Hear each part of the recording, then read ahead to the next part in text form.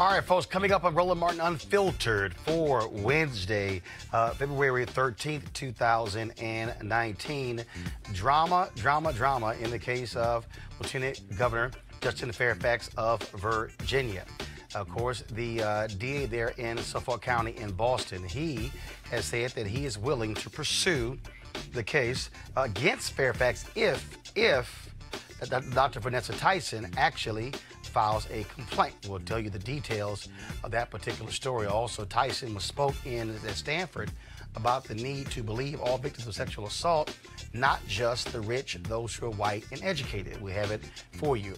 Also, Congresswoman Ilhan Omar of Minnesota, a Muslim woman, has been subject to savage attacks from Donald Trump, Mike Pence, and the right-wing media for a tweet they call anti-Semitic. Now, she apologized if the Democrats came down on her, but that is not enough for Republican hypocrites. Steve King, how about Donald Trump? Linda Sarsour of the Women's March, she will join us. Meanwhile, Congresswoman Omar just crushed a Republican foreign policy advisor at a congressional hearing. This is the big reason they're attacking her, but also don't expect mainstream media to focus on this. They'll focus on her tweets. Also, we have an update on the missing Columbus, Ohio activist Amber Evans. And also, folks, right-wing media are trying to fact-check California Senator Kamala Harris for saying she listened to Tupac and Biggie while smoking weed during college. Well, that's actually not what she said. It's amazing what happens when you actively listen. Also, the NAACP image nominations are out, and we announce those and tell you who came away some of the big winners. It's time to bring the funk on Roland Martin Unfiltered. Let's go. He's got it. Whatever the biz, he's on it. Whatever it is, he's got the scoop, the fact, the find. And when it breaks, he's right on time, and it's rolling. Best believe he's knowing. Putting it down from sports to news to politics. With entertainment just for kicks, he's rolling. It's on go, roll, y'all. It's Roland Martin, yeah. Rolling with Roland now. He's funk, he's fresh, he's real, the best, you know he's Roland Martin now.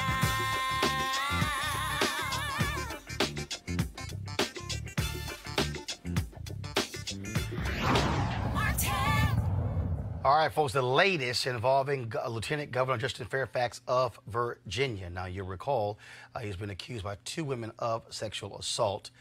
One of them, Dr. Vanessa Tyson, claimed Fairfax forced her to perform oral sex on him at the Democratic National Convention in Boston in 2004. Now, Fairfax denies those charges. Now, the district attorney of Suffolk County, Massachusetts, Rochelle Roland, says she is ready to investigate those allegations if a complaint is filed. Now, Rollins, a Democrat, emailed a letter to lawyers for Tyson informing them that if Tyson wants to file a criminal complaint against Fairfax, her office will investigate. Now, the question is, will she actually do it? Now, Dr. Tyson, she spoke last night in Stanford. She's a professor, of course, at Scripps College in California and a research fellow at Stanford University. And last night, she spoke at Stanford about the need to listen to victims of sexual assault, especially victims from marginalized groups. And I want to say this. On the topic of credibility, it deeply, deeply concerns me that some women who come forward, and some men too, because I want to make clear that, you know, men and boys are victims of rape as well. But there's a recurring theme, at least when women come forward, that, you know, that this deliberate attempt to try to undermine someone's credibility, right? And also a prioritization or a privileging of women who might come from a higher socioeconomic status. They might come from, you know, maybe a dominant group such as white people. They may come, you know, they may be highly educated. That seems to be a source of credibility from my vantage point. But this is credibility that I think we need to get away from and move away from. because every woman matters. Every survivor matters. All right, let's discuss this with our panel, Dr. Julianne Malveaux, economist, president emerita of Bennett College, Joseph Williams, senior news editor, U.S. News and World Report, Sue Zodak, founder of the Zodak Agency. So here's first and foremost. So here you have the district attorney who's saying, if you file a complaint, I'll investigate.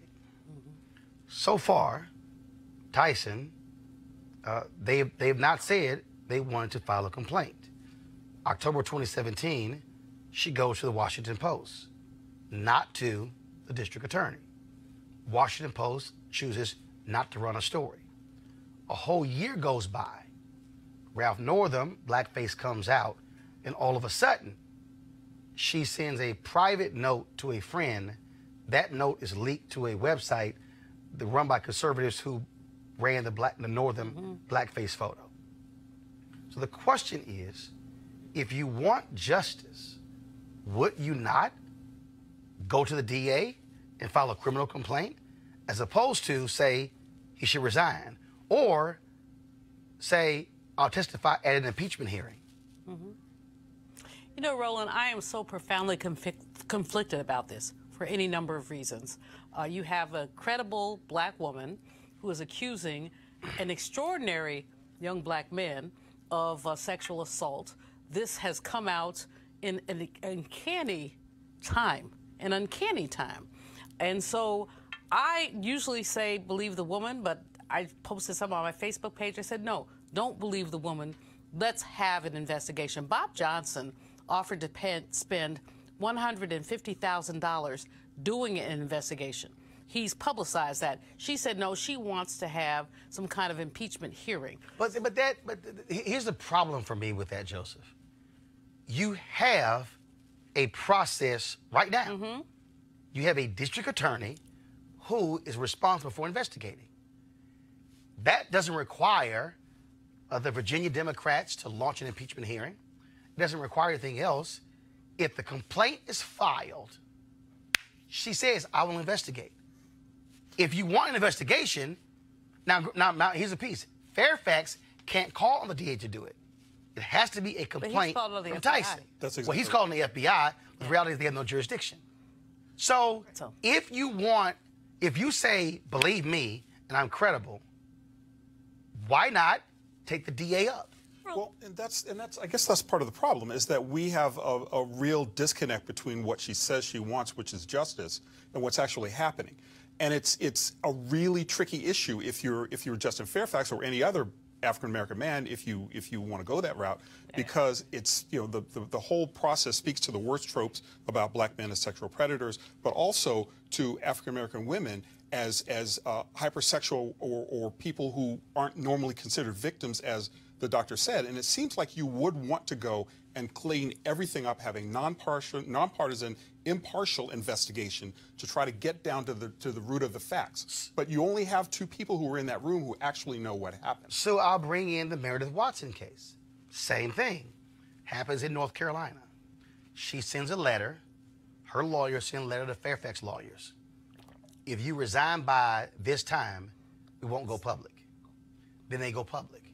They've since released statements saying, oh, we have corroborating information, the people who she told, we have Facebook's messages, we will testify in front of an impeachment hearing. But same thing. If you actually want, and then they said in the statement, she's not going to speak about it again. I just want him to resign. But if you want justice, and if you want there to be a real investigation, if you're Watson, why not go to the district attorney where you say it happened and file a complaint? These women are, allegedly victims. I think it's very odd that we're starting this conversation questioning what these women should do, as if the onus of what happens next is on their, on top of the burden of everything being on them, as if the future, the justice of everything that's happening is on them. I think going through a trial is an extremely difficult thing. No. But hold on. Okay. So let's pull it back. Explain to me the difference in testifying in an impeachment hearing but not wanting to file a criminal complaint. I can say, as a woman in the workplace, let's say, there is a difference between saying, I want to draw a line for other women or for other men to say, I don't want this man in a position of leadership, especially at a symbol at this level, at a statewide and a nationally recognized public office. And another thing to say, I would like this person to go to jail. But Julian, I'm still trying to understand this.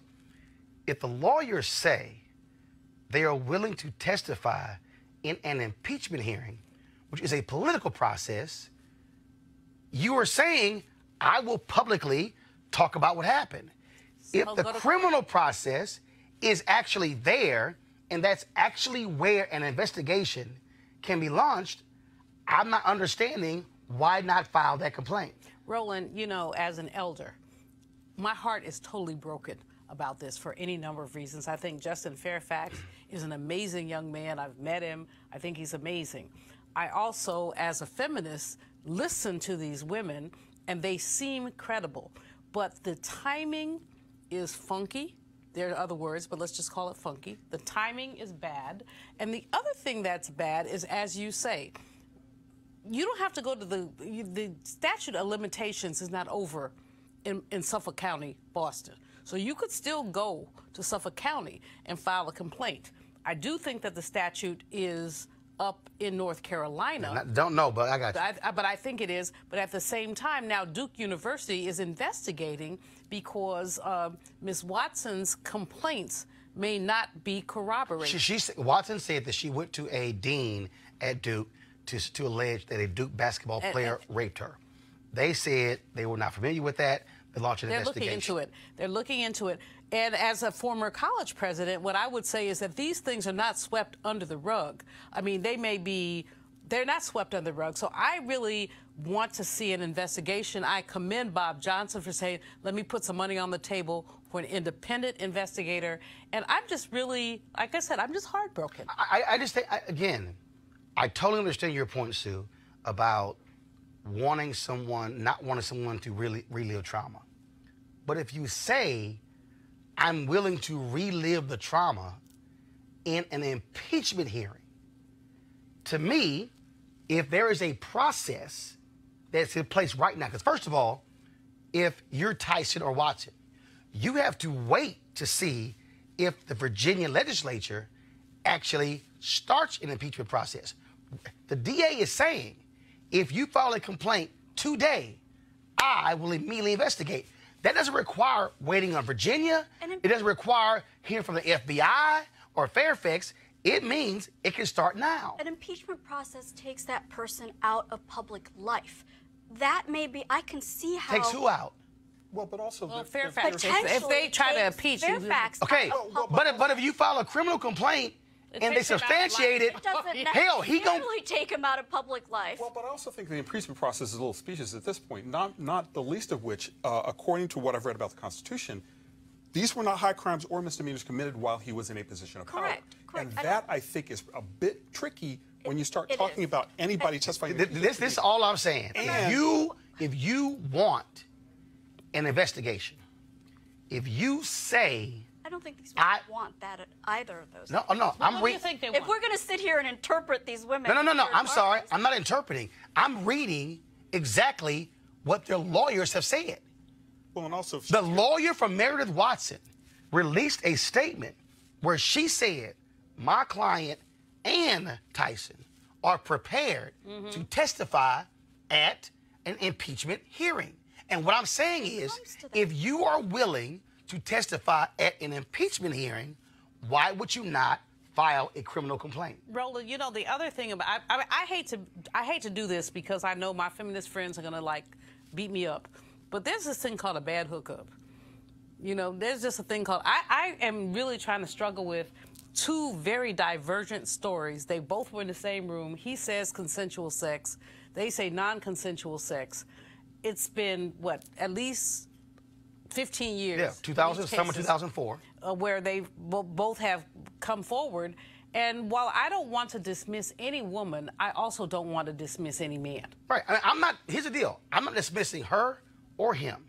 What I am saying that if an allegation is alleged and you say, this happened to me and I want justice, if the statute of limitations hasn't run out and a DA is saying, I am ready to investigate, that means if you're Dr. Tyson, you don't have to wait on anybody. Now, what it does, though, means that you are now in a criminal proceeding, meaning every statement you now make, every statement you now give has to be completely truthful. See, remember, the legal standard is different because if you testify in an impeachment hearing, it's a totally different standard from in a criminal case. I'm just saying, if there's a process that's available to me right now, I'm going to avail myself of the existing process to get this thing started. I'm not going to wait to see if Virginia Democrats decide to file impeachment charges. I love this level-headed conversation that way. I mean, where was this level-headed, let's hear them out, let's have a process when we're talking about Justice Kavanaugh? Okay, I mean, hold on, stop. I mean, 20 years ago, there was both there. In a situation where you couldn't, the woman couldn't even identify the house or place or date. First and foremost, this show launched in September. What did this show say? There should be an investigation. Wait. You did. No. Yeah. The difference on the Kavanaugh is that the woman couldn't remember. Wait. Please, no, where Sue, it happened, the date, Sue, other people there. Sue, we do it fast. Those are the facts. No, the difference is Sue, you're wrong. The Republicans in the Senate did not want an investigation. That's the difference. No. Because there weren't any. Wait. Way fewer facts. No. The point of an investigation is to ascertain the truth. They couldn't even get a prosecutor to prosecute. Sue, just calm down for a second and realize that they didn't even interview all the people who are available to be interviewed. They did not interview the FBI. The FBI who stepped forward and said they did not interview I got it. everybody who was available. But here's Roland. The bottom line for me is this. I have little girls, as you know, my students. I have little boys, my godchildren, my nephews. I want to hear both sides. I don't want my nephew or my godchild to be railroaded behind some BS. And we have to, while we believe the women, we also have to hear the men. And that's the issue here. And that's why if you have an investigation, Justin Fairfax, his life is over. His law firm has put him on suspension. I mean, and, his life, and he was a rising star. I'm not saying he's perfect, and I don't know what happened. I wasn't there. But what I do know is that this is problematic, and we have to listen to both sides. It's very simple. You have an investigation. The question then becomes, who does the investigation? For a week, I have been saying on this show, is it going to be Boston? Is it going to be North Carolina? Is it going to be the FBI? The FBI actually doesn't have jurisdiction. Statute of limitations, if they run out of North Carolina, run out. Here you have a district attorney in Suffolk County saying, if a complaint is filed, I'm ready to investigate. The question now is, will Dr. Tyson and her lawyers file that complaint? And if they don't file that complaint, you have to ask why. And then you have Bob Johnson, who said... Well, but that's here's the deal. The reason Bob's offer is irrelevant to me is because he's saying independent investigation. The DA can do an independent investigation. The DA has all of the mechanisms in place. A law firm doing something independent, I don't have to cooperate with you. Okay. But if the DA subpoenas me, I gotta talk to you. That's why I'm saying that this is the process that is sitting right before us. The question is, will they actually file the complaint? And all I'm saying is, if they don't file the complaint, but they say, I will testify in an impeachment hearing, it raises a lot of other questions because I'm willing to testify over here, but not over here. Yeah. Why? So we'll see exactly what happens. Let's talk about what happened in Miami, folks. 4 former Miami firefighters are facing criminal charges for defacing the family photographs of a fellow firefighter. There was a noose placed near the photos, but they're not being charged for that, as the Miami-Dade State's Attorney's Office cannot nail down who placed the noose. Now, the 4 have already lost their jobs over the incident in 2017, will be charged with criminal mischief. Lieutenant Robert Webster discovered a hangman's noose and sexual images drawn on his family photos. Joining us right now is the head of the NAACP, Roland Roberts, the president of Miami-Dade NAACP. Ruben, when we talk about this case here, the firefighters lost their job. What do you make of, again, these attacks on this firefighter and this news? Well, I think it's a very tragic event. For those of us who are from the African American community, we understand what a noose means.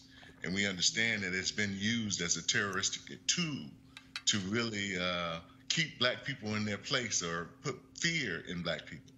And so this thing that those firefighters, and it was 6, by the way, that were ultimately fired, and 4 that were ultimately charged.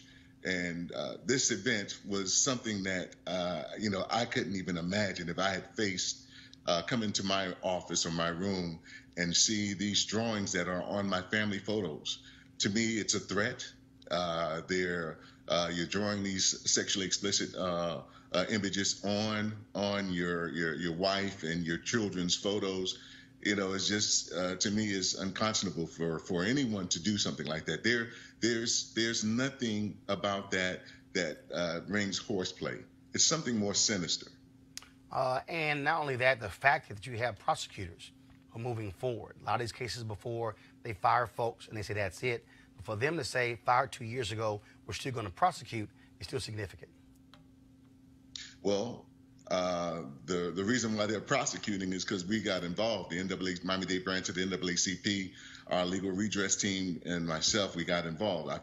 We contacted Webster when we found out about the incident, and to follow up with it. The story ran a little bit late. When I followed up with them, I found out that the case had been closed. So I reached out to our state attorney, and I said, "Listen, this is very troubling. Is there something that these firefighters can be charged with?" And subsequently, the case was reopened. They assigned a new ASA, and they found areas that they can charge the firefighters. In fact, one of the firefighters has a felony charge, so that will definitely eliminate him from being a firefighter in the future at the Miami-Dade, at the City of Miami Fire Department, because of the felony charge. But there's something more I want you to follow up with, Roland. These firefighters are actually in arbitration to try to get their jobs back.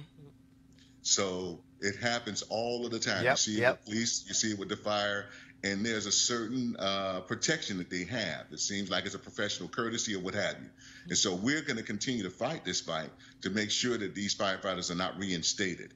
I don't want anyone coming out as a paramedic or a firefighter to protect me or save me. I don't feel comfortable. I don't feel safe.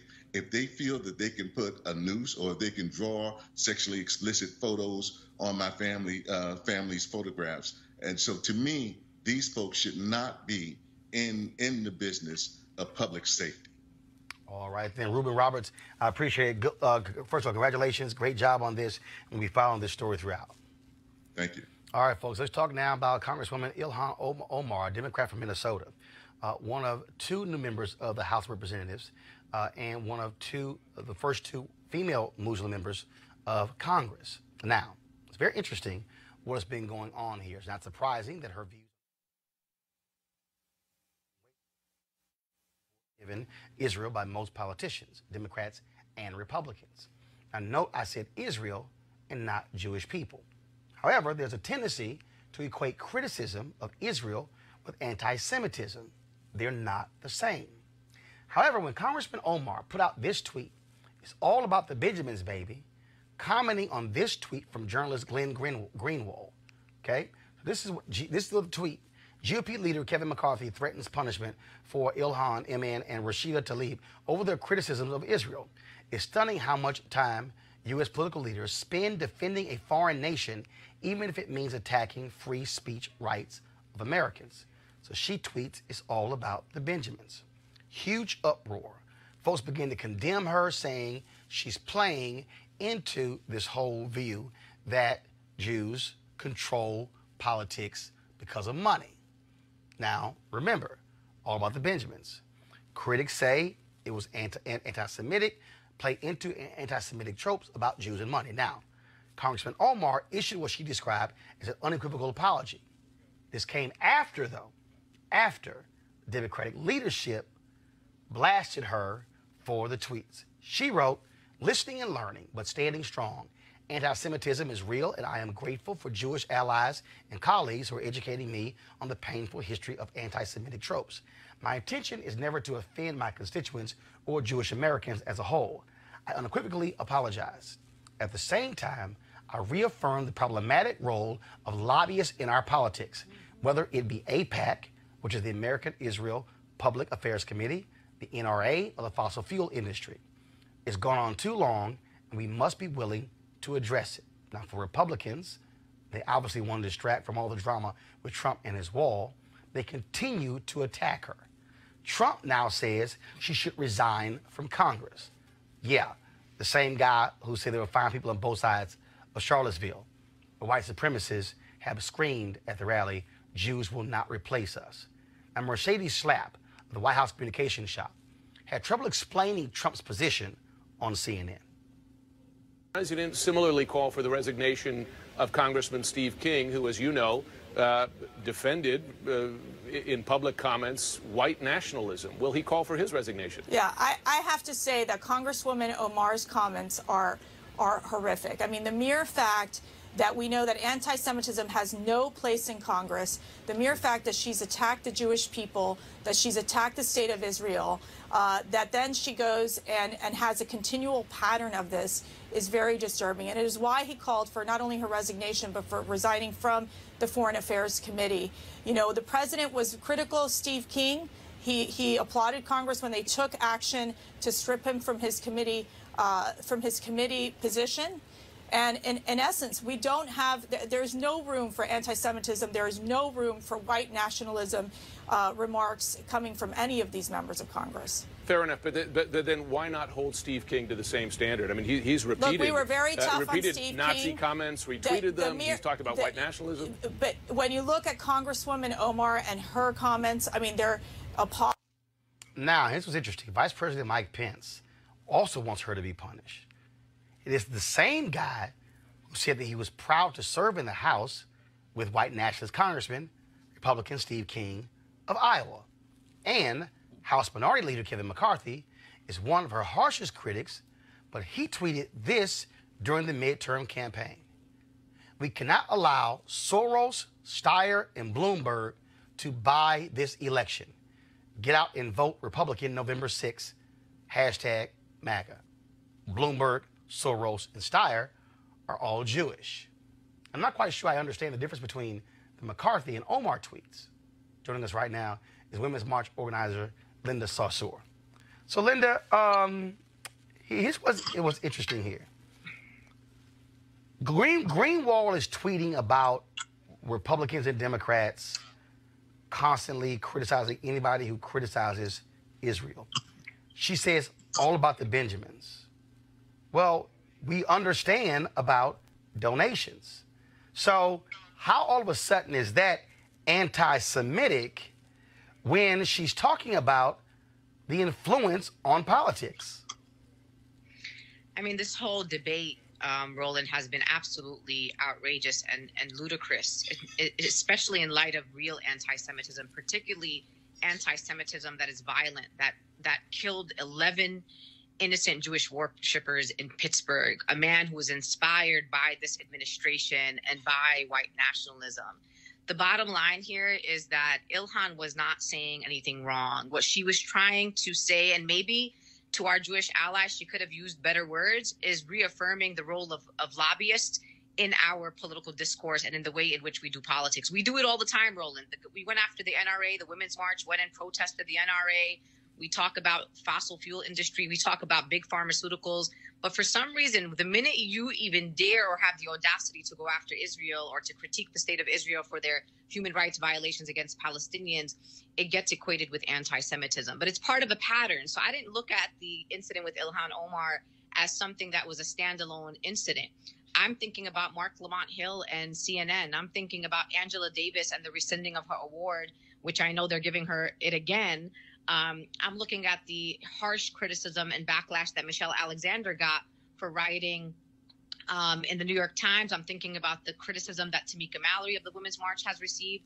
It is a pattern of going after particularly Black intellectuals and Black leaders who have the audacity to say that what the state of Israel is doing to Palestinian people is wrong, and calling out the influences of lobbies like AIPAC. That's really, for me, the bottom line of what was happening here. Well, and also Ryan Grimm wrote a piece where Al Jazeera had done an undercover investigation, hidden camera, but they chose not to air it, but eventually it got out there, where they actually had this hidden video of several organizations, one organization where they were caught on tape saying, we control politicians with money.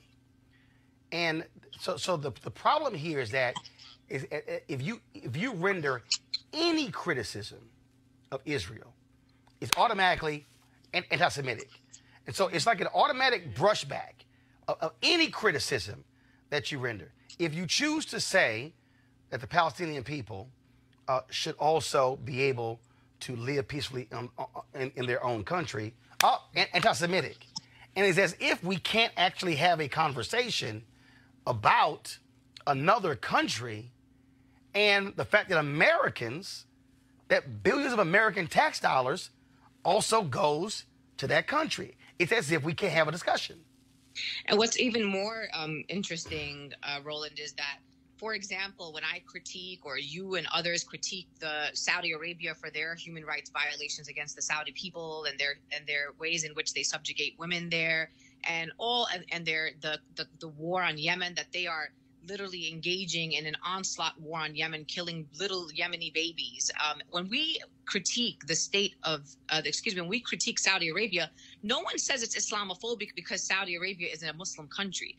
And what's actually anti-Semitic is trying to equate the entire Jewish people in the world with Israel. Not all Jewish people are Zionists. Not all Jewish people are pro-Israel. Like, the Jewish people are diverse. They are Black, they are white, they are Eastern European, there are converts to Judaism. There's Arab Jews, many of whom lived with the Palestinian people and coexisted there for hundreds of years. So this idea that Israel is synonymous with the Jewish people in of itself is anti-Semitic, and no one calls that out. And what I know about Ilhan Omar, and I know her personally, is she is a woman who came out of war. She came here to the United States as a refugee. She moved up the ranks as a Black refugee and became a member of Congress. And today, Roland, she was back to work. She was holding Elliot Abrams accountable for war crimes. She was holding him accountable to the war crimes that have been committed in Central America in places like Guatemala. She is not fazed by this. The real problem here is they already were outraged that a Black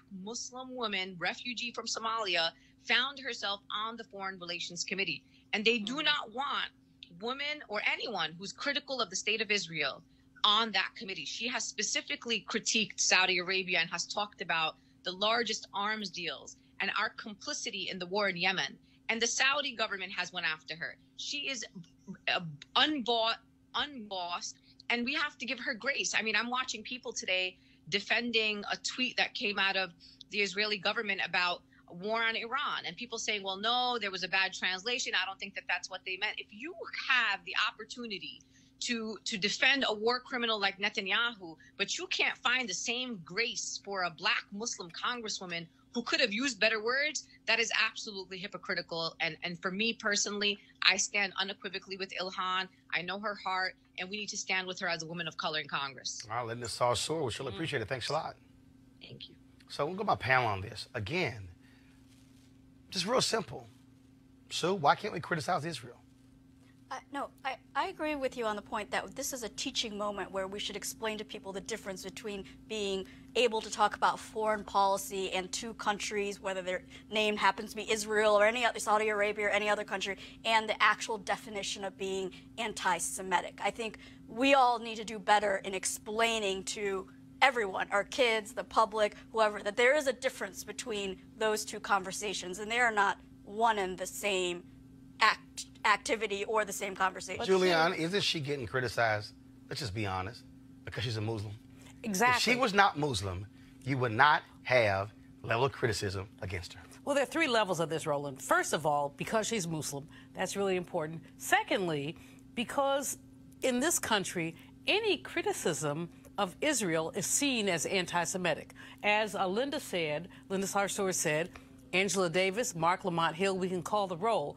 If you criticize the fact that there is an occupation of Palestinians whose human rights are being violated, but if you say that, and somebody gonna call me and say I'm anti-Semitic, no, I'm not. I love my Jewish brothers and sisters, but Jewish and Israel are not the same thing, and we've got to really deal with that. And the third thing is the attack on black public figures and black intellectuals around this issue. And it really is about creating some space. Again, Angela Davis, Tamika Mallory, we call the roll. And so we have to stand up for them and say it's really possible to be a human rights advocate and also to have challenges with what Netanyahu is doing in Israel. We have to say that. And people cannot be thrown under the bus just because they say that. And therein lies the problem. Joseph, we want to talk about, again, when you talk about the reality with Israel, we have to deal with historically, we discussed it on this show.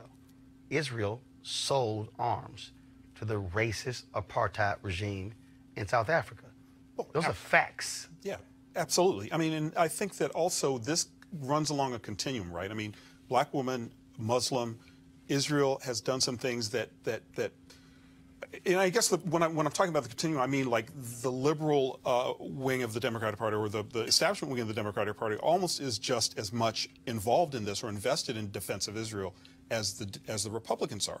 And it was really interesting to hear Mercedes Slapp say that there is no room for anti-Semitism. But it's not anti-Semitism. Well, I mean, number one, and number two, Steve King, for real? I mean, you know, there's plenty of room in the Republican Party for this. There isn't so much in the Democratic Party, and I think that's one of the things that's been asymmetrical about this whole discussion.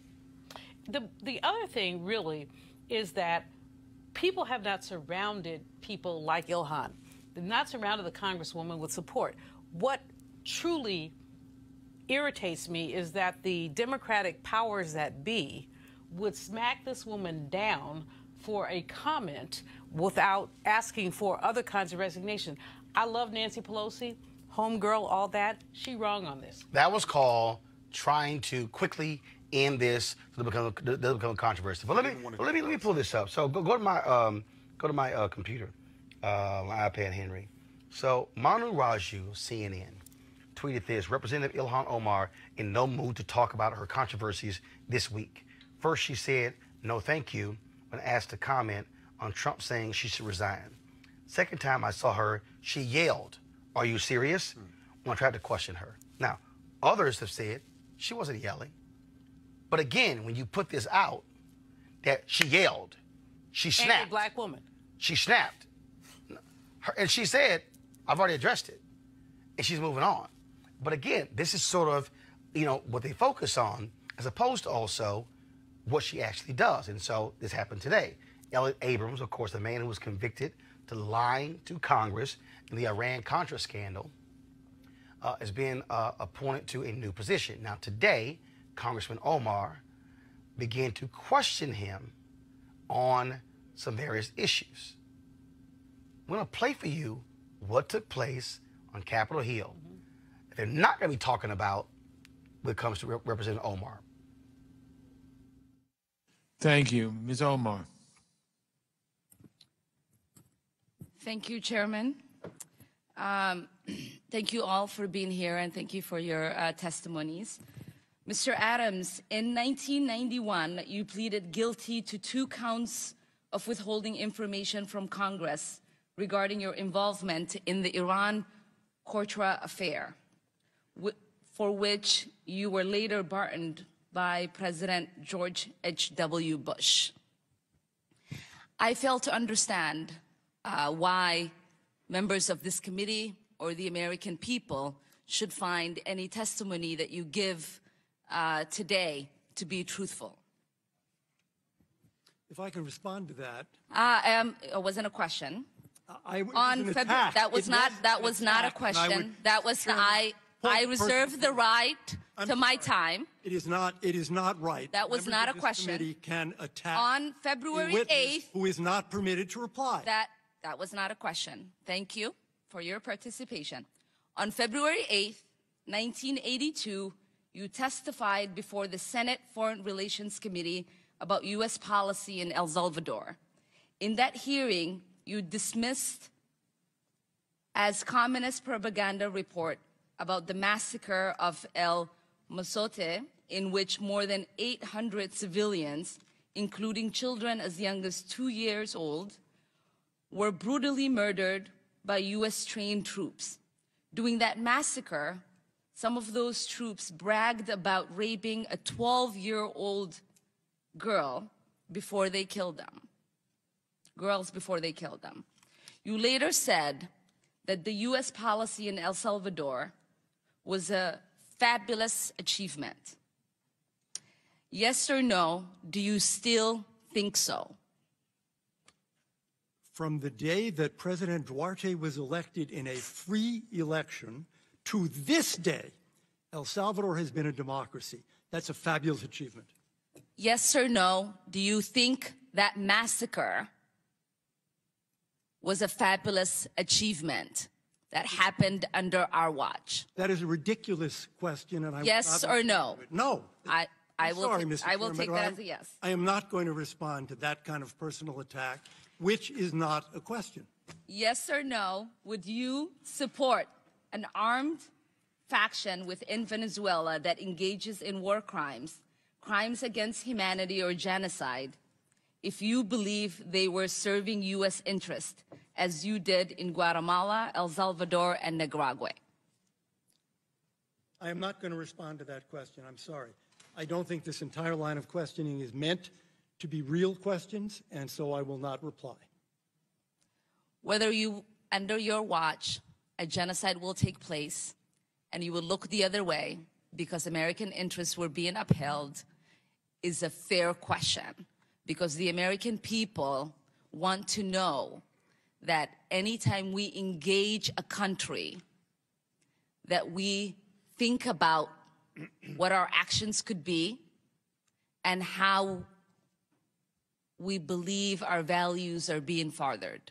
That is my question. Will you make sure that human rights are not violated and that we uphold international and human rights?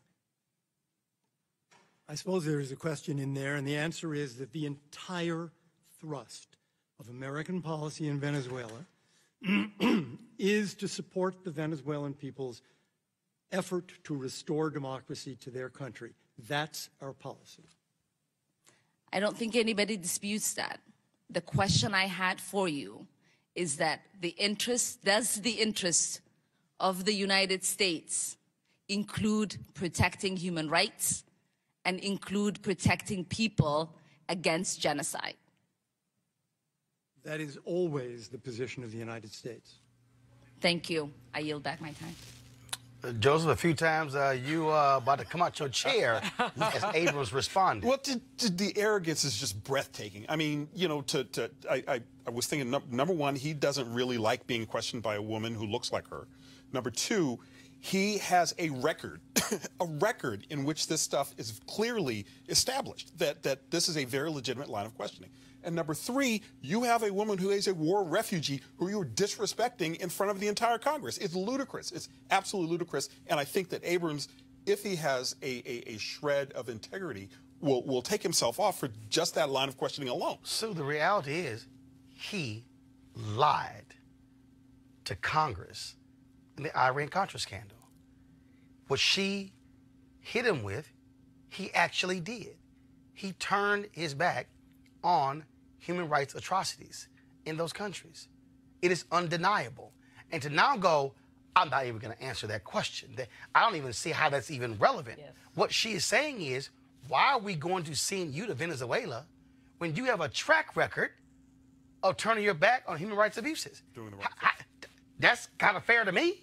No, I think her line of questioning is fair. I'm confused, though, whether you're tying this with whether or not she should have been censured or / punished for obnoxious kind of childish tweeting. No, hold on. Okay. Hold on, stop. I just want to be sure we're changing topics. No, first of all, of course of course I changed topics. Okay. I just played a 4.5 minute soundbite. I get it. I'm asking you. At the beginning, you said, well, the whole thing is a conspiracy to get her No, off this that's committee. that's not what I said. You know what I mean? No, that's not what I said. Go back to tape. Sue, You said the right-wing media was wanting to cover this, to cover up this is what I for her said. being No, taken Sue, off this committee. you're wrong. First of all, she's on the committee. Right. She has not been taken off. I get what it. I said is that media will be focusing on her tweets and not this exchange, which I'm about to play. Right.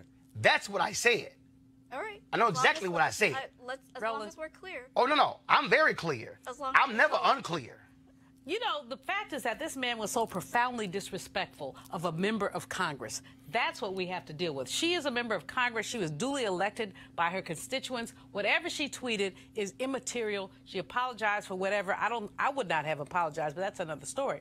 But here's the point. She is asking legitimate questions about Abrams' track record. And he basically dissed her. And frankly, some of her colleagues should have jumped in and said, dude, answer the question. Sue, you're wrong. You were so wrong. There wasn't a question. No, stop. She did not say it wasn't a question. Okay, hold on. She said there was a question. We're going to be factual. Her initial statement, she says, that was not a question, it was a statement.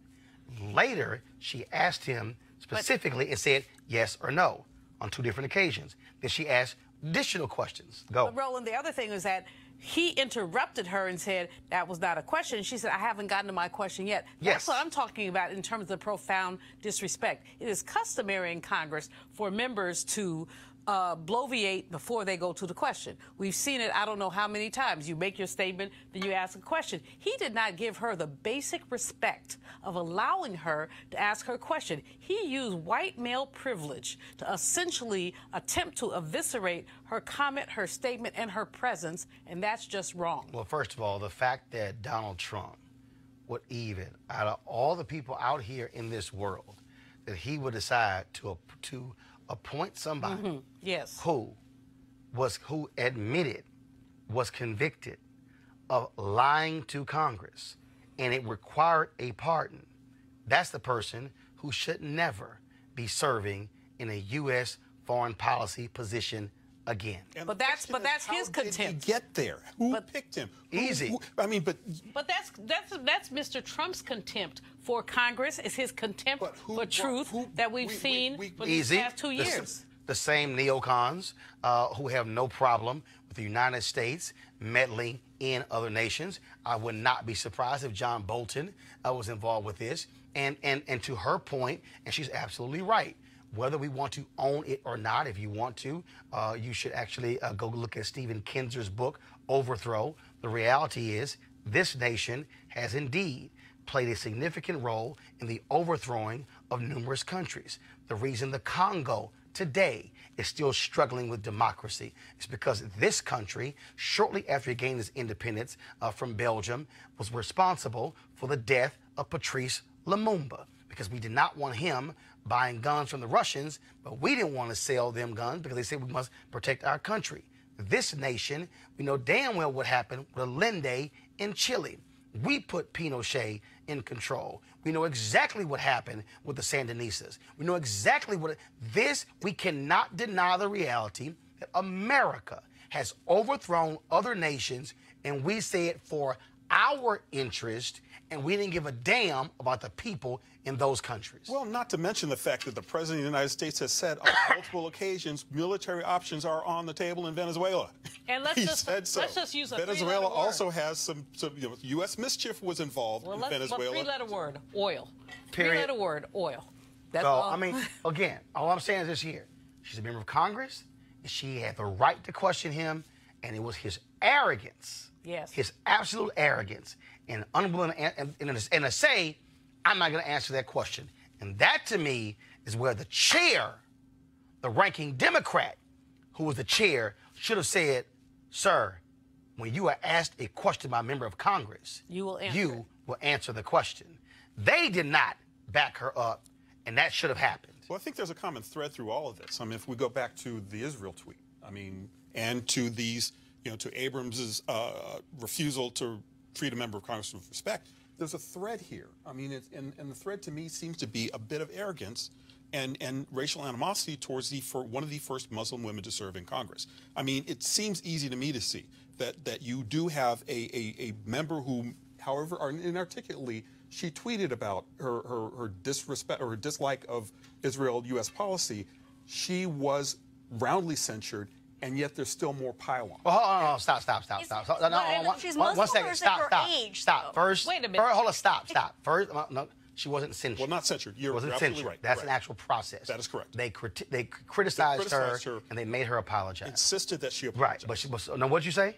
I said, is it that she's Muslim or is it her age? Hell no, she's Well, Muslim. hell, Hell no. I- It ain't got nothing to do with her age. Does any of that But- matter, but- quite frankly? But I it mean, doesn't matter, but I'm she's saying the elected phrasing, member. the tweet, the reference to the Benjamins, it's a millennium. I mean, it's elected. She's elected. Duly elected. She's talking I about- agree. I'm not She was- saying. I don't care if whether she's or not the- 25 I'm just saying, is or the 85, disrespect she coming was towards duly her because elected. she's young? We Okay, have to accept the fact that she was duly elected. I don't give a damn how All young about- she is. All about the I'm saying Benjamin. I- No, that's all about I'm the just saying Benjamin that is that a problem? They are it's a disrespecting her conversation. because she's a Muslim woman, period. And they then- don't like having to face questions from her. And I don't care how young she is. I don't care how young Ocasio-Cortez is.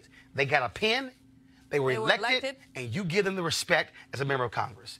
All right, folks, I got to go to a break. We come back, a little more Roland Martin Unfiltered. Hey fam, I want you to like, share, and subscribe to our YouTube channel, youtube.com/Roland S. Martin. And don't forget to turn on your notifications. All right, folks, a word from one of our partners. Are you desperate for a good night's sleep? Man, I should have done this last night because I could not go to sleep. Then listen up. Studies show lack of sleep causes stress, irritability, weight gain, and even early death. But you already know how bad it is when you don't get enough sleep. And you try sleeping pills with their annoying and potentially dangerous side effects. Maybe you wasted money on the latest miracle pillow that promises a good night's sleep, but that's all BS. If you've done all of that, here's a solution. It's convenient, inexpensive, has zero side effects. So if you want to experience deep, restful sleep, starting tonight, visit www.sleepmusic.com. Now, this weird little known trick is already helping thousands of people around the world experience better sleep, deeper rest, and happier mornings. And with a full 90-day money-back satisfaction guarantee, what have you got to lose? All you got to do is visit sleepmusic.com to see how this amazing sleep solution can help you. And just use the promo code RADIO to get $10 off. Just go to www.sleepmusic.com and use the promo code RADIO to get $10 off. And so, trust me, I'll be trying that tonight because I didn't get much sleep last night. All right, folks. An update on the case of Amber Evans, the black female activist missing in Columbus, Ohio. Police say there's no evidence of foul play in the case of her disappearance. She's been missing now for 10 days. Folks, if you have any information about her, please call the Columbus, Ohio Police Department Missing Persons Unit at 614-645-4280. 614-645-4280. And we certainly want to find this sister. All right, folks, when the Wisconsin State Assembly went to pass their annual resolution honoring Black History Month, Colin Kaepernick's name came up. The Wisconsin Assembly Black Caucus wanted to honor, among others, Kaepernick, who was born in Milwaukee, Wisconsin. But the Republicans said, oh, no, you not. In the end, the Assembly voted on two separate resolutions, one with Kaepernick and one without. So that's petty. It's petty. Here's a guy from Wisconsin who led his team to the Super Bowl, okay? Starting quarterback. By So disrespecting the flag? no. Disrespecting the flag? Petty? I'm sorry. That's what you're saying. First of all, That's what you're saying. Well, That's he what didn't. you're saying. No, he That's didn't. what you're saying. Okay, hold on. He didn't disrespect the flag. He was kneeling in protest. That's your opinion. Protest, no, it is it's a fact. It's a Protest, fact. That's your He did not opinion. disrespect the flag. Disrespect is an opinion. It's not a fact. Disrespecting a flag is burning Well, a flag. guess what? okay, hold up. He was- Let me also correct you on something. He initially was sitting. It was a former special forces military member, who said, Kneel. sitting is disrespect. It's better if you kneel. And he stood, wait a minute, and when he did kneel, that special forces person stood next to him with his hand on his shoulder. So Now, wait a minute. Opinions. Excuse me? Those are two people's opinions. So wait, last I checked, can you protest in America? You can, but on the job, on television, Wait. I don't know. What does a protest, in your opinion, look like, though? I think He it's didn't something burn that the you do flag, on your Sue. private time. No, Sue, he did Sue, not burn the flag. Are you allowed to burn the flag? No, I don't believe That's you're a not. lie. The Supreme Court actually ruled that it is free speech to actually burn the flag. At no point did he step on the flag. He didn't piss on the flag. He didn't trip on the flag. In fact, there was no flag. I'm not talking about whether there was a criminal offense. I'm talking about whether it's hurtful No, to people's there is no feelings, criminal offense. i.e. disrespect. I get it. Sue, guess what? It's The a United feeling. States of America is hurtful to my feelings. The fact that black men are lynched daily is hurtful to my feelings. So don't talk to me about feelings, sister. Do not talk to me about But I'm feelings. saying other people can then pass laws based on that too. So you mean tell me that and elect people So you who mean don't tell me- agree with you. So you mean tell me that- representative government, they elected people and they passed the law. In this country and black women. And you think that's okay? It's a democratic And you think that's okay? representative That's government. So y'all Republicans are so butthurt that you won't even, you say, oh, no, we can't recognize him in a Black History Month resolution, even though he's from Wisconsin. I mean, really? Y'all feelings that hurt? And won a Super Bowl. I don't, That's the I don't same- think it has to do with feelings being hurt. I just Well, don't. you said So why, wait, hold up. You Hold up. said If it's that feelings not hurt, well, why block the resolution? I just don't think he's worth recognizing. Neither, frankly, because you want to gain. Neither, frankly, is your president and half So of the United stop. States Hold Congress. on. So you say not recognizing. So is Muhammad Ali worth recognizing? All he did was box. I mean, Is Jackie? Hold up. Is Jackie Robinson worth recognizing? I mean, that's right. Hold up. Bill. But you're One second. Bill O'Russell. Bill O'Russell. He wasn't chosen to be recognized. Bill because of the flag. Russell. You don't even know that for sure. Hold up. Maybe they just didn't feel like his win or his football contributions were that great. But Really? But guess what? But his Really? contributions I'm to just civil rights. saying. That's hilarious. No. That's Contributions Can I to ask- civil rights were great. I want to go back to, because you didn't let us comment about the Miami-Dade story. I want to ask you a question for your viewers and for the future about who is representing those firefighters on getting their jobs back. And I want you to find out whether it's the union, right? It's the union. You're going, oh, does it matter? Does it matter? No, hold up. It does Hold up. matter. No, what's the point? Script that you're not even What's- funny. what's You the don't wanna point? deal with the I truth. think your You viewers, don't want to deal with the your truth. viewers deserve to know whether the people that are trying to help the firefighters in Miami-Dade get their job back is the union representation. I just ask you that question. Hold up. You're off Are you, In hold up. unions, many states have a rule called supersedence. And Okay. what supersedence means is that a union contract rule can supersede state law. So even if a union worker is convicted of a crime, breaks a rule in a state, they can get their job back. Since you don't like that, I'm just asking. So are Republicans now going to stand with Black Lives Matter to say let's change? No, I'm not done. To change the union contracts of police unions? I'm just asking whether. Okay, all I'm saying. I'm just saying you should find out whether it's the union just say a that's little trying to something. get their job back. You know what? You An out of important order, question out of that of line, sort. I and don't out of even- control. It's an Out of important order, question. out of line, and out of control. Important You have a question which Roland may answer one of these days, but here's the question I have for you. What's wrong with you? I mean, seriously. What's wrong with me? Yes. I mean, I live in a wonderful time where women. I'm talking, girlfriend. Colin Kaepernick deserves to be lifted up and honored. It's Black History Month, not only for his Super Bowl victories, but also for the many ways that he has advanced the civil rights movement. Why is that offensive to you? Why is it offensive for you to see? Well, you apparently, you said this.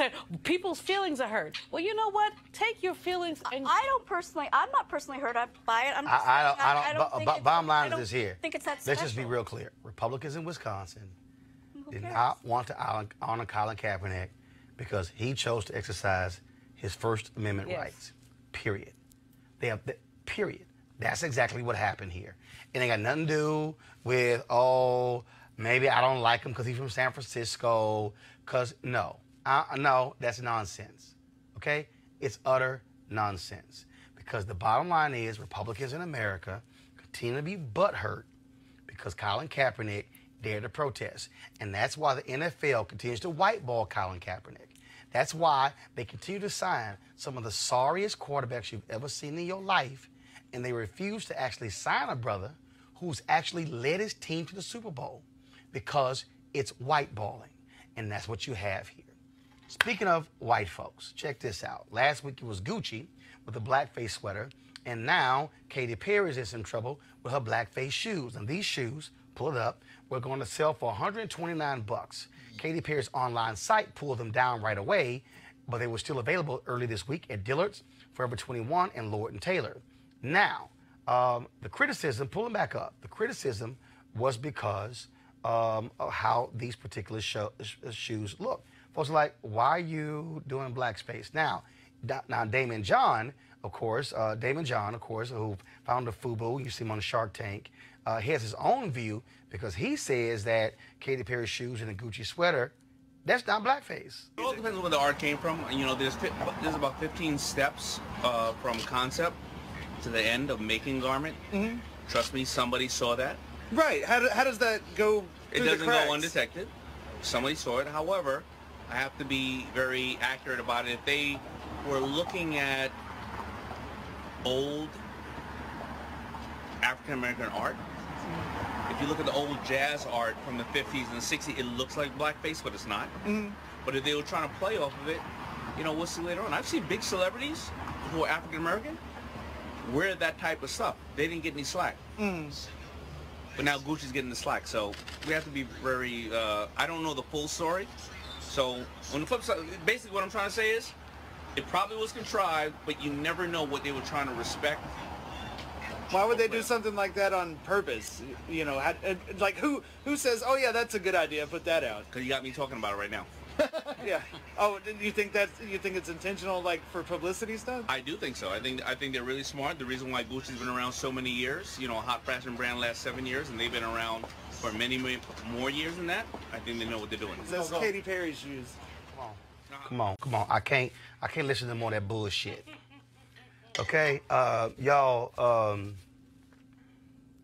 Damon John has no idea what the hell he's talking about. First of all, the most important phrase he said is, "I don't know all of the story." So how in the hell are you opining as to the motive behind the sweater? The Wall Street Journal did an article with the guy who owns Gucci. He said that they did not have people in their company who understand or had sensibilities of black folks, even though African Americans play a significant role in Gucci and the amount of money they make. He said in the article that we actually target the sensibilities of Asians. That's what he said. So all this, what Damon John just said, oh, they were looking at black art from the Renaissance and from the, y'all, that was all nonsense. Damon John, I respect what you've done, FUBU, everything else. But when you don't know what the hell you are talking about, don't make up some bullshit because the camera is in your face. All you got to say is, look, I really don't know how that sweater was made. I don't really know what the process was behind it. Hopefully, Gucci will look at their policies. And what your answer should have been. Y'all, we had about another minute, and I couldn't even stand hearing the rest of that nonsense because it was all BS. Now, speaking of nonsense, let me deal with another bullshit story. Okay, Senator Kamala Harris went on the Breakfast Club the other day, and she was asked this question by Charlemagne the God, and this is what she said. What does Kamala Harris listen to? What were you listening to when you was high? What was on? What song was it? Oh, my goodness. Oh, yeah, definitely Snoop. Tupac, for sure. What are you listening to now? Okay, I want y'all to find the full clip. Because first, she was asked,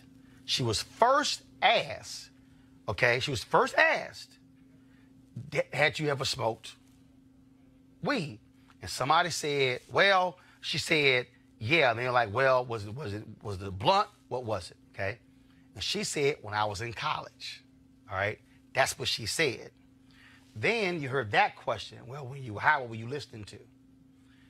Then all of a sudden it blew up. Kamala Harris said when she smoked weed in college, she was listening to Tupac and Snoop Dogg. Now, the problem is, she said that was in 86. Well, they didn't come on the scene till 91 and 93. Okay. So all these folks like, Kamala Harris lied because she couldn't have been smoking weed to Tupac and Snoop. Now, let me again deconstruct. And if y'all can find the clip, please do so.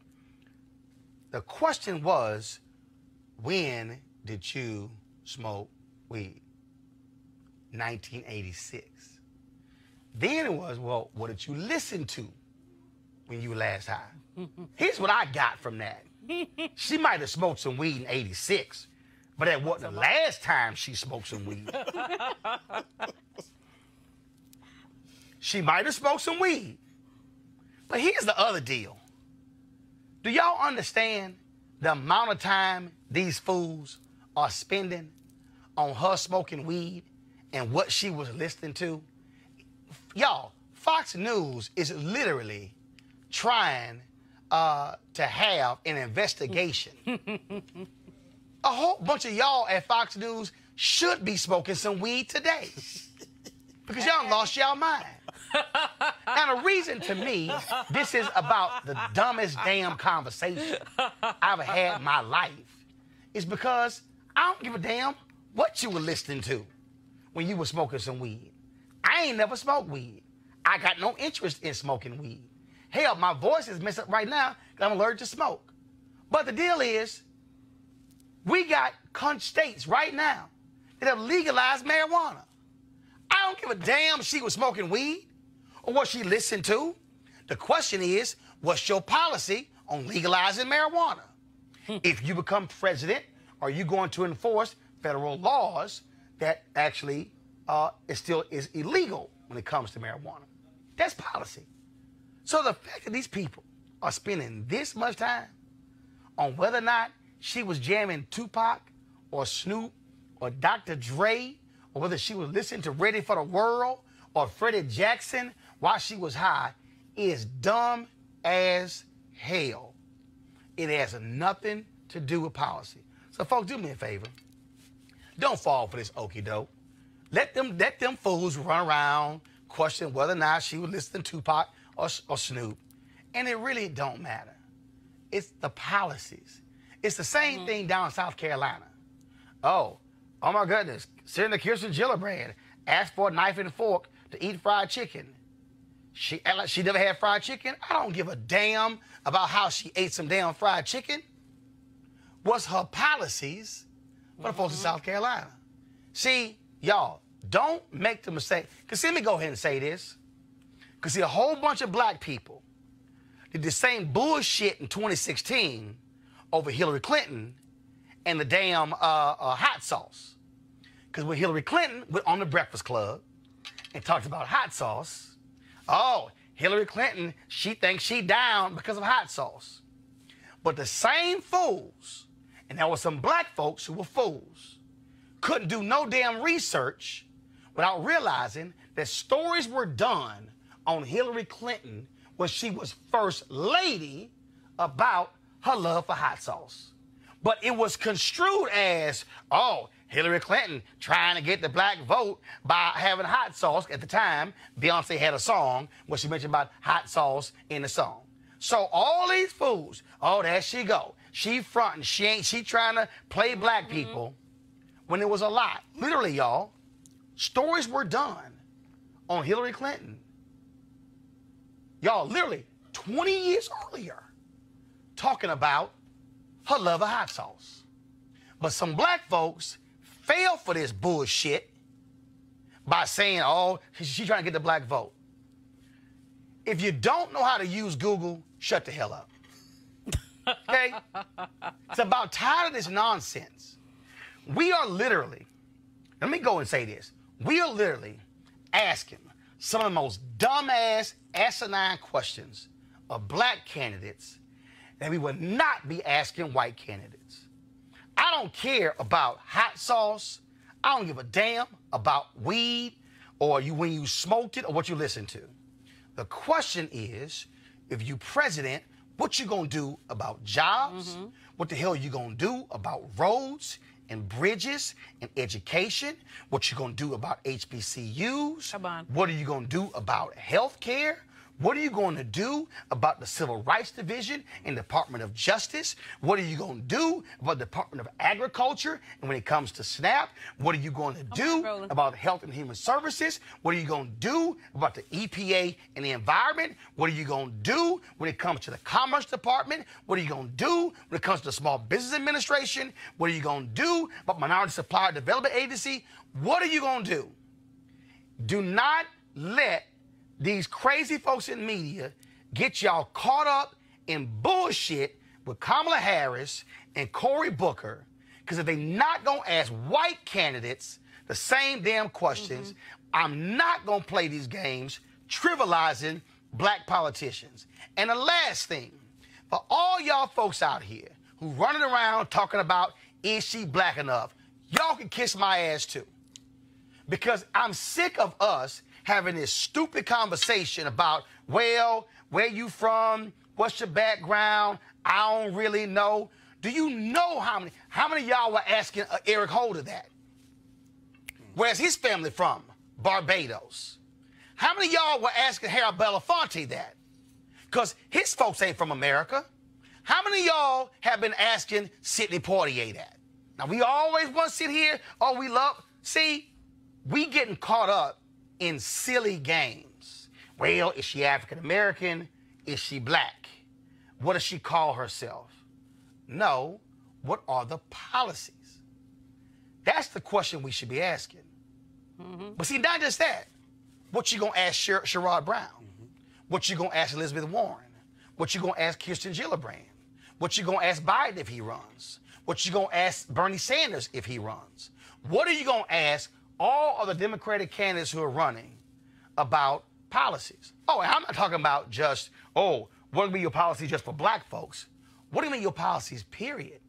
What could be your policies if you're black, if you're Latino, if you're gay? What would be your policies when it comes to education, public and rural?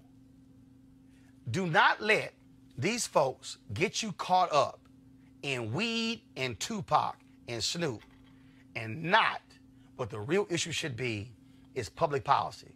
Because right now, we got a crazy-ass man sitting at 1600 Pennsylvania Avenue who will lie to our faces. And he got people who gonna vote for him regardless of how many lies he tell and the folks he target.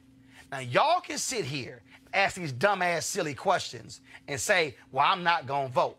Well, I'm gonna tell you something right now. Y'all cool with 4 more years of Trump? Are you cool with the Senate confirming more and more right-wing judges who will be sitting on for the federal bench for the next 30 and 40 years? If y'all cool with that, knock yourself out. But I'll be damned if I'm going to sit here, spend time talking about Tupac, Snoop, weed, and when somebody smoked it. Ain't going to happen. Sue, Joseph, Julian, thanks so much for being here. I got to keep my damn voice. But I'm going to be joining y'all tomorrow from Charlotte. I'll be there for NBA All-Star Game, so looking forward to being there. We're going to have a great time being there. Let me also give a shout-out, first of all. Don't forget, you can join our Bring the Funk fan club by going to Roland Martin Unfiltered. Every single dollar. Let me be real clear, y'all. This is an independent show. Okay, we got some sponsors, but the reality is your dollars will actually fund this show. And so we need you to go to RolandMartinUnfiltered.com to actually join us. And so we appreciate it if you join our fan club. You can give via Cash App, PayPal. You can give via Square as well as all there. So we want you to support our show as best that you can. And so we're asking for an average of $50 from our fans for a whole year, not every month. Now, some people have actually given per month. That's great, but it's all up to you in terms of what you want to give. Also, a shout out. Here we go to my iPad. Shout out to my wife, Jackie Hood Martin. Today is her 54th birthday. And so y'all send her a note on Twitter, J Hood Martin. Also on Instagram, tell her happy birthday.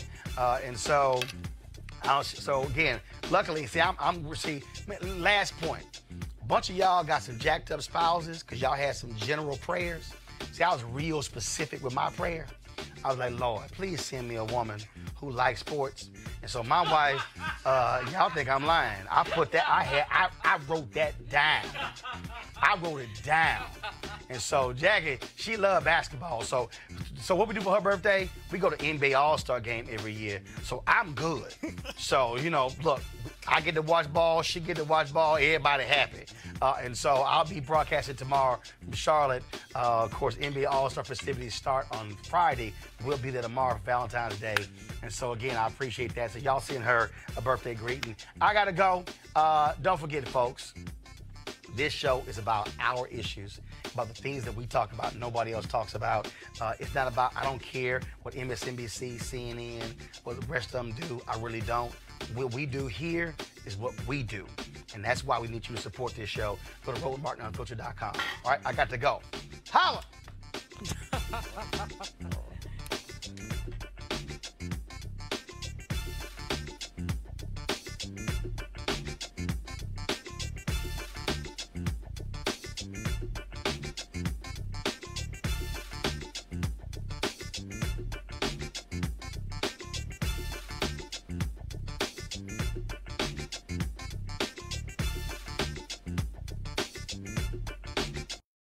Once again, back is the incredible.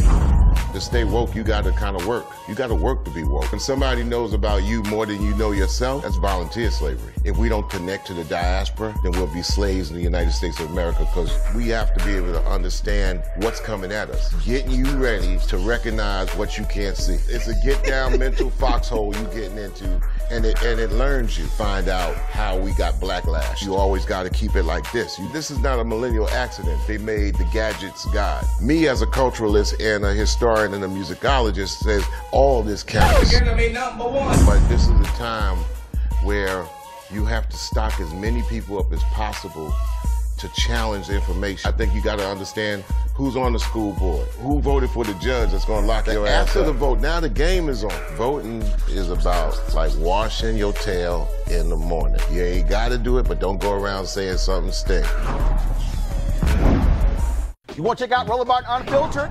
YouTube.com/Roland S. Martin. And subscribe to our YouTube channel. There's only one daily digital show out here that keeps it black and keep it real. It's Roland Martin Unfiltered. See that name right there?